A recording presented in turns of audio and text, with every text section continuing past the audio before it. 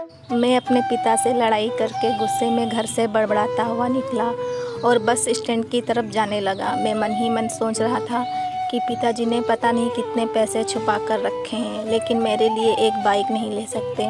मैं यहाँ से चला जाऊँगा और तब तक नहीं आऊँगा जब तक अपने पैसों से बाइक नहीं खरीद लेता। मुझे पैरों में कुछ चुभने का एहसास हुआ। नीचे देखा तो पाया कि जल्दबाजी में पिताजी के जूते पहन आया हूँ। उस जूते में कील उभरी हुई थी जो बार बार मेरे पैरों में घाव किए जा रही थी, लेकिन उस समय गुस्सा इतना ज़्यादा था कि मैं आगे बढ़ता चला गया। मुझे याद आया कि मैं तो पिताजी का पर्स भी साथ ले आया हूँ, तो मेरे दिमाग में आया क्यों ना आज अपने पिताजी का पर्स चेक किया जाए, जिसे आज तक पिताजी ने किसी को हाथ तक लगाने नहीं दिया। जब मैंने अपने पिताजी के पुराने पर्स को खोला तो उसमें पैसे तो नहीं निकले, लेकिन पैसों की जगह एक डायरी रखी हुई थी। मैंने सोचा कि यहाँ पर खजाना छुपा रखा है, ज़रूर इस डायरी में लिखा होगा कि किससे कितने पैसे लेने हैं या फिर किसको कितने पैसे पिताजी ने दिए हैं। लेकिन मैं गलत था।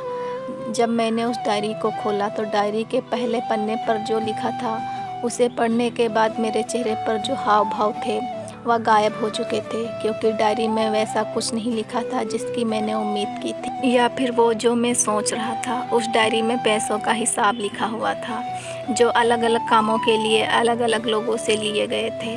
उस सूची में कंप्यूटर के लिए पैसे लिए हुए थे, जो इस प्रकार लिखा हुआ था 30,000 बेटे कंप्यूटर के लिए। वो वही कंप्यूटर था जिसे मैं आज तक इस्तेमाल करते आ रहा हूँ, लेकिन मुझको ये नहीं पता था कि उस कंप्यूटर को ख़रीदने के लिए पैसे कहाँ से आए थे।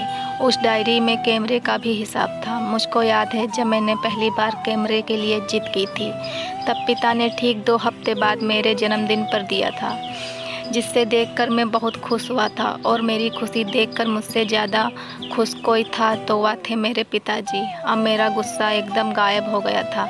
जब मैंने दूसरा पन्ना पलटा तो उसमें कुछ इच्छा लिखी हुई थी।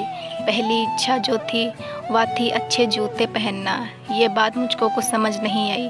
तभी मेरा पैर सड़क पर एक गड्ढे में जा पड़ा जिसमें पानी भरा था, जिससे मेरे पैर गीले हो गए। मैंने जूते को पलट कर देखा तो नीचे से हटा हुआ था। यह देखकर मुझे डायरी में लिखी हुई बात समझ में आ गई। तभी मुझे अपनी माँ की बात याद आई। माँ हमेशा बोलती थी कि अब तो नए जूते ले लो, लेकिन पिता हमेशा बोलते थे कि नहीं, अभी कुछ दिन और चलेगा ये जूता।